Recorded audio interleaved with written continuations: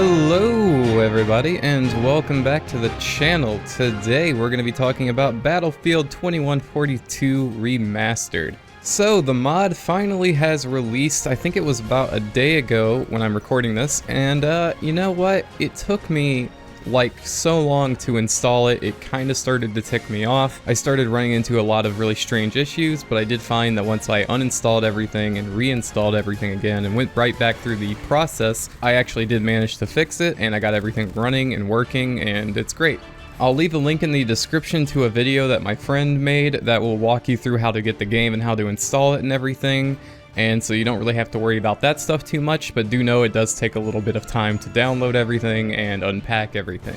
So Battlefield 2142 right now in the remastered mod only works for offline play against bots, but that's actually okay because the bots are really fun to fight against. Sure, they act a little bit derpy sometimes, and they kind of clump up together a lot, but they're still really fun to go up against, and especially now that you have all of these new feeling weapons at your disposal, it makes it feel like a whole new game, and it's wonderful. You're still going to do pretty much the exact same thing that you would do in 2142 anyway, but now you just have a lot fancier looking animations, better gun sounds, better textures, better overall visuals, and whatnot. And sure, I could go in depth explaining the nuances of each weapon and everything, but really just to sum it up, everything looks better and it sounds better. I mean, it's really just as simple as that. But to be a little bit critical, there are a couple of animations that seem a little bit too exaggerated, like when you're running around with a revolver, your hands are just kind of waving around wildly. Things like that are a bit annoying, and sometimes the camera shake is almost too much at times. But the core Battlefield 2142 experience really is mostly unchanged, as the gameplay is really just the same thing that you've always done, and that is okay. Really, all that 2142 Remastered is a big fat excuse to come back to the game and play it again, and for that I do commend the mod makers.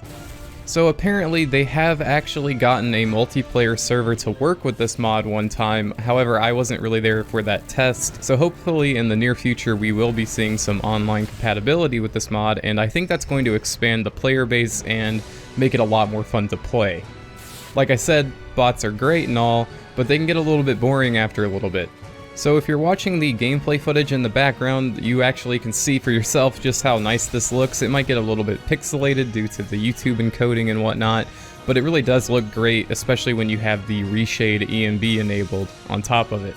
And I really do love these stylish animations for things like the melee weapons and the reloads. They're really great. And having the reshade on actually also kind of brings out a lot more color in the game, and it makes things like the snow more reflective and shiny.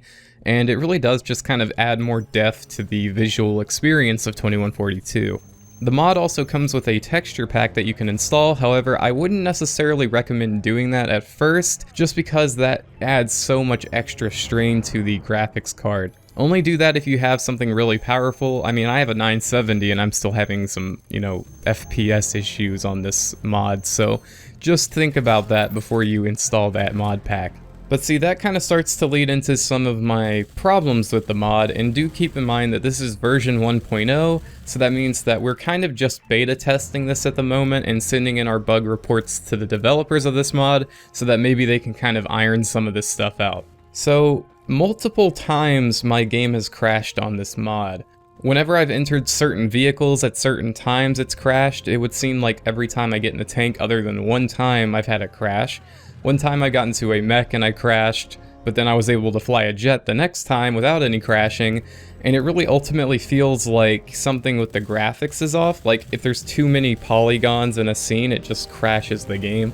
I might be crazy, it might have nothing to do with that, but I think being in a vehicle gives you an elevated position compared to being on the ground or on foot, and something about the wider FOV, maybe it has more draw calls? I don't know how you say that, but like where the graphics have to render more things in the frame, and maybe that starts to crash it, because you have to keep in mind this mod is being run on the original 2142 game engine. This isn't a complete remaster, so this isn't like they took a new engine and tried to make a game out of it. This is definitely still 2142's basic, engine from back in the day. So it's having to handle a lot more than it normally would.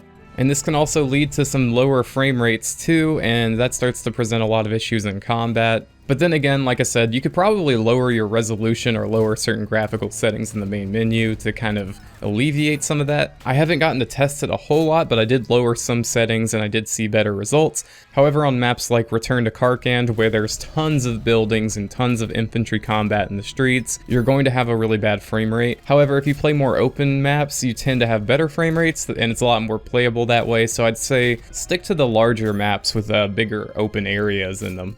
So if you're in the mood for some 2142 nostalgia and you have some spare time, feel free to install this mod. I think it's well worth your time to play. However, the amounts of times that you will crash in this mod are kind of outrageous, at least in my experience, so just be ready to deal with a little bit of frustration on that end. However, when you do get in and it works fine and you have a full match that's uninterrupted, it's a great time.